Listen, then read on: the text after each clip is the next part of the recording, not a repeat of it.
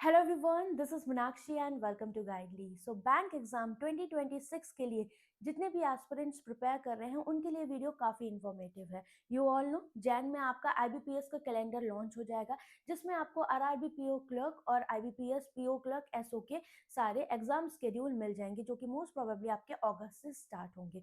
And SBI की बात करें तो एसबीआई पीओ के जो नोटिफिकेशन है मे भी आपको फेब में देखने को मिल सकते हैं। मतलब अभी जो टाइम है, अगर आप तैयारी स्टार्ट कर रहे हैं then this is the high time. और किसी भी एग्जाम को निकालने के लिए दो इंपॉर्टेंट चीज हैं जो आपको समझनी जरूरी है। वो है आपका सिलेबस बैंक एग्जाम्स का और पेपर पैटर्न।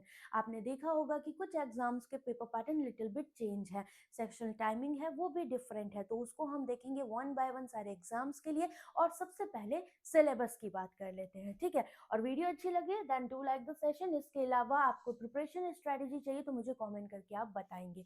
सबसे पहले आपका जो सेक्शंस आने हैं, ठीक है, रीजनिंग, क्वांटिटेटिव एप्टीट्यूड, इंग्लिश और जनरल अवेयरनेस, ये आपके सारे ही एग्जाम्स में मिलना है, ठीक। जैसे आरआरबी हो गया आपका, RRB PO clerk, RBI assistant, इन एग्जाम्स में कंप्यूटर नॉलेज भी आपका पूछा जाता है, ठीक। तो ये इतने सब्जेक्ट्स आपके लिए इंपॉर्टेंट है अगर आप बैंक एग्जाम्स की तैयारी कर रहे हैं, जिसमें आपको स्टार्टिंग में स्टार्ट करना है किससे?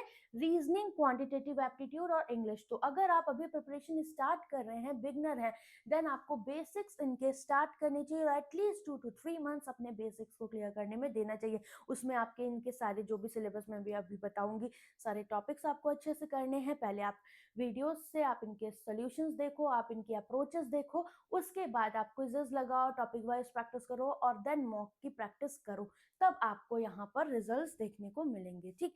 अब चलते हैं क्या, सिलेबस की बात कर लेते हैं रीजनिंग का। तो रीजनिंग में आपको कौन कौन से टॉपिक्स पढ़ने हैं, आप स्टार्ट करिए सबसे पहले अल्फाबेट से। जो आपके रहते हैं, जैसे कोडिंग डिकोडिंग के लिए आपको अल्फाबेट्स पता होने चाहिए ABCD का, तो वो कोडिंग आपको सीखनी है। सिलॉग्स हो गया, हर एक टाइप का सिलॉग आप देखें, वीडियो कोर्सेज से आप देख सकते हैं। इनइक्वालिटी हो गया, डायरेक्शन डिस्टेंस हो गया, ब्लड रिलेशन, इनसे प्री में भी क्वेश्चन आते हैं, मेन से भी, ठीक है। बट आपको भी पहले प्रीलिम्स से स्टार्ट करना है, मतलब बेसिक से स्टार्ट करना है। पजल सीटिंग अरेंजमेंट हो गया, ये बहुत ही अच्छा आपके एग्जाम में जो भी सेक्शन है ये बहुत अच्छा वेटेज रखता है मार्क्स का। Number sequence, alpha numeric series हो गई, coding decoding, input output, critical reasoning, ये आपके मेंस का बनता है टॉपिक। अल्फाबेट टेस्ट और डेटा सफिशिएंसी, तो data sufficiency, input output, critical reasoning, ये आपका मेंस का पार्ट बनता है। तो आपको इतने टॉपिक्स रीजनिंग में अपने रेडी करने रहेंगे, ठीक। इसके बाद बात कर लेते हैं आपकी क्वांटिटेटिव एप्टीट्यूड की। तो इसका मोटा मोटा सिलेबस देख लेते हैं। जैसे कि स्पीड मैथ्स में आप सबसे पहले कैलकुलेशन टेक्निक से स्टार्ट करेंगे अगर आप बेसिक्स पढ़ रहे हैं। देन अपना जो भी टेबल, स्क्वायर, क्यूब्स और अपने कैलकुलेशन के बाद आप कहाँ से स्टार्ट करेंगे? Percentage fraction. परसेंटेज फ्रैक्शंस जब आप पढ़ लोगे कि कैसे हम परसेंटेज को फ्रैक्शन में कन्वर्ट करते हैं, क्योंकि उससे हमारी कैलकुलेशन आसान होती है। फिर आप स्टार्ट करेंगे सिंप्लीफिकेशन से। देन आप अप्रोक्सीमेशन कर सकते हैं, ठीक है। Approximation I think I am missing है।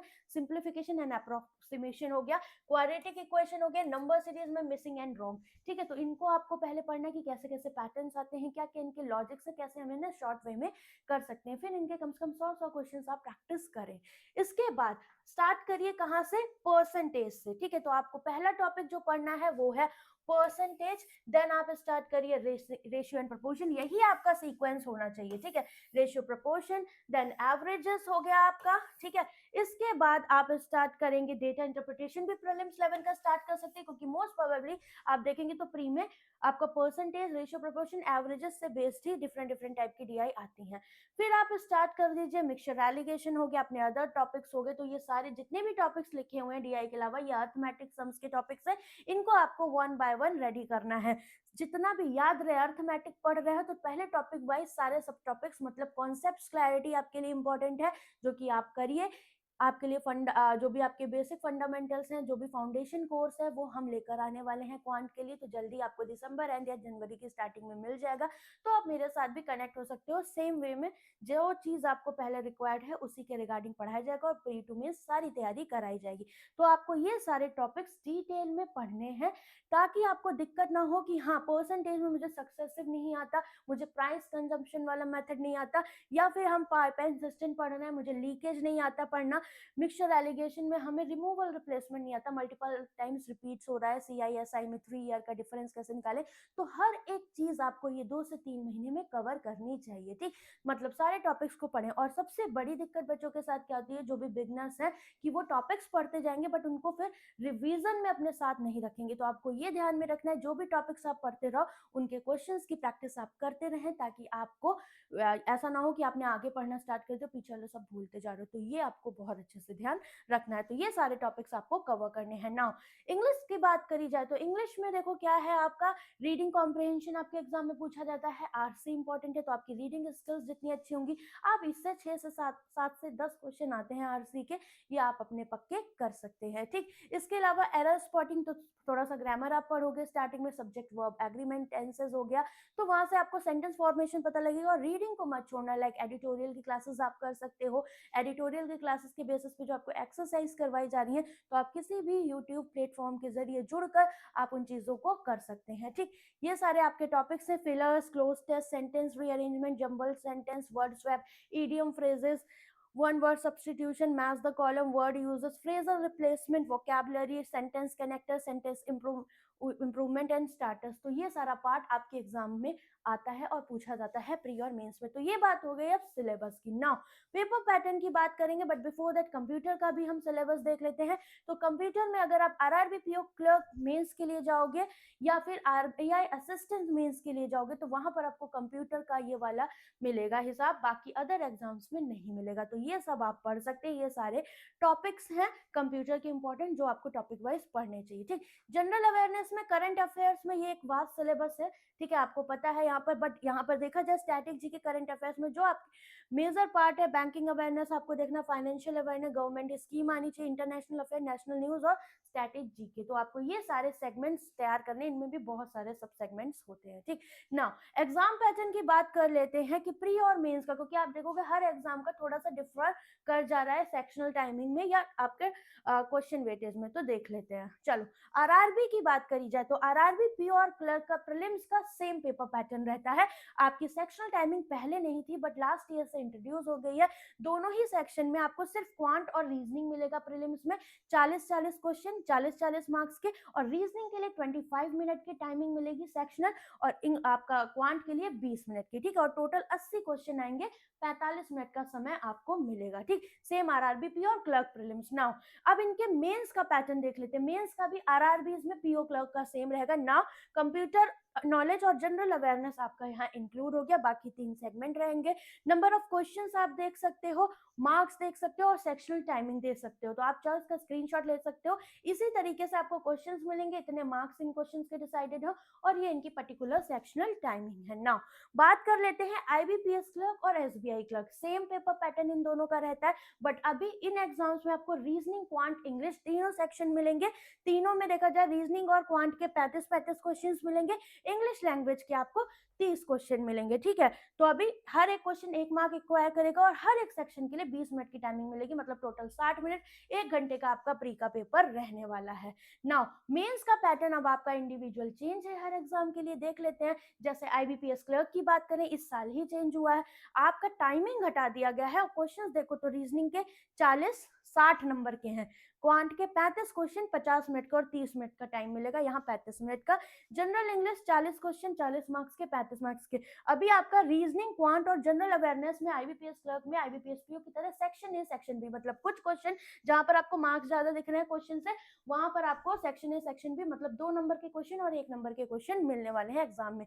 जीए की बात करी जाए, 40 क्वेश्चन 50 मार्क्स के, 20 मिनट, तो टोटल आपके पास 155 क्वेश्चन रहेंगे, मार्क्स 200, और 2 घंटे का पेपर आपका रहेगा। और क्लैरिकल के एग्जाम में गाइज आपका प्री और मेंस बस 2 ही फेजेस रहते हैं। अगर आप पीओ लेवल का एग्जाम दे रहे हो तो प्री, मेंस और इंटरव्यू आपको देना पड़ेगा। नेक्स्ट मेंस की बात करें, एसबीआई क्लर्क का डिफरेंट है आईबीपीएस क्लर्क से।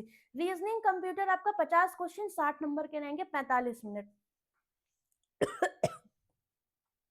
क्वांटिटेटिव एप्टीट्यूड की बात करें 50 क्वेश्चन 50 मार्क्स के, मतलब 1 मार्क्स यहाँ पर रहेगा सारे क्वेश्चन के लिए 45 minute. General English 40 question 40 minute 40 marks के 35 मिनट।